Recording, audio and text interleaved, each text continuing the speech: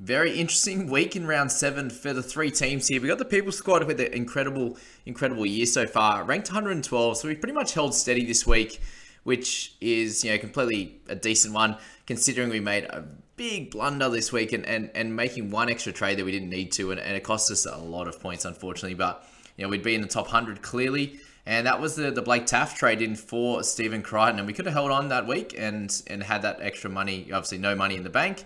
But we have traded to get that extra cash in the bank, thinking Taaffe would make some cash. And really, unfortunately, it was 48 votes to 47 as to if we do that trade or not. So very unfortunate, but it is what it is. And we'll bounce back from that. We had a bunch of players out too, Tuolangi as well, Vialea, Taaffe not doing well, Walters and Moale. So we came out of it pretty well unscathed, thankfully. Captaining Cleary this week, having Papali'i in the team. So obviously that was a great trade-in. But we'll have to bounce back from that little mishap and get ourselves into that top 100 coming into this week. So 25 trades remaining, 193 in the bank. A solid platform to build going into the Origin period. Starling with 63, Haas with 64. We had vice-captain Maxi King, thank God we didn't have to use his 37. But Papali'i was a great trade-in. Aiken's doing well and continues to be a nice hold. Jones making us some cash, which is lovely. And you got Brownie in there with his 50 coming, in the centers, and he's been named in the centers again. Unfortunately, May and Tungo doing their job with 39 each. Hopefully, we won't have to play Mr. Blake Taaffe this week. We'll find out what we're going to do with that one. If we're going to look to move into the interchange and get and play Taylor May in there, move Aiken down. Whether we hopefully we can play Tuolangi this week, or if we're bringing in a Josh Jackson or something like that, we'll find out. Coming into this round, we'll work that one out as to who we're going to trade. But team's looking great. We're gonna probably use a trade or two this week to fix up those little bits and pieces and hopefully not have to play Taaffe this week. Pap came back with a bang, which was nice, and Nico Hines also with 78. So team's looking solid. We've got a nice team value up there as well, which we'll talk about a little bit in another video. But just wanted to get through those results in this one and get into a bunch of the bigger in-depth videos. So that's the squad at the moment. We're looking, the thing I've spoke about in a couple of videos previously is that having a multiple of these 220k kind of guys, if you have a bunch of outs, you're going to have to take one of these 16, 18, scores there, or you're going to have a bunch of DNPs, which is obviously annoying. This week we had to play Ilias, which obviously worked out okay with his 36, but it's not something we want to be doing long term. And if we do have late outs like this, then it's obviously important to have guys that are actually scoring and making you some cash as well. So that's something to think about in all your teams, is how many of these 220 guys you pop into your side. Obviously, Vialea has been named this week, but we have no idea what he's going to be able to score. So that's that. A little bit of a tidbit there to help you guys out. Move to the head-to-head squad, and rank 686, but obviously that doesn't matter too much considering we're playing head-to-head. And we'll jump in, as I said, with the team values and stuff a little bit later in another video. But solid, an average, solid, average. Similar words there, but not a great score this week. We lost 300 ranks, and the reason being we don't have Cleary yet. And, we've only got the 27k in the bank. We did bring in Papali'i, which obviously netted us an 87, which was nice. He scored 2 more points than Cleary. Captaining Haas, we lost, 20-odd points there on everyone else. But having Cook there was great.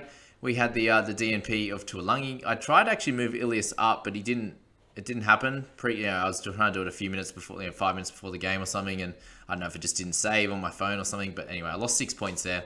Not the end of the world, but played Hetherington as the backup. Obviously, Hunt getting a 50 is ideal, but we'd like him to score a bit better. Burton with his 30, not good enough, unfortunately, and Cotter there with 34. So a few guys obviously down, having Randall and Jones and a 30 there for Hetherington. Also wasn't great, and you'll see that in my team as well, having those types of guys as well. So yeah, the question marks here around Burton, around Walters, around Kula, I think is probably a decent pickup this week. But Ilias is making a little bit of cash. We'd love for Tuolangi to play again and make sure Jones is playing this week. Would definitely help us out. In terms of everyone else, I think they're okay. It's just like, well, what do we do this week, and how do we pick up a Cleary, or do we go for Josh Jackson? Do we start to build up those guns in and around this team? That's the question mark with head-to-head. And again, we'll jump at the end of another video and show some of the team values as well. All right, so move on to my squad there, and lost about 500 ranks this week, so very similar to the head-to-head squad in terms of the types of players that we end up having in our team. Missed out on, I held Crichton, thank goodness, but missed out on his 59.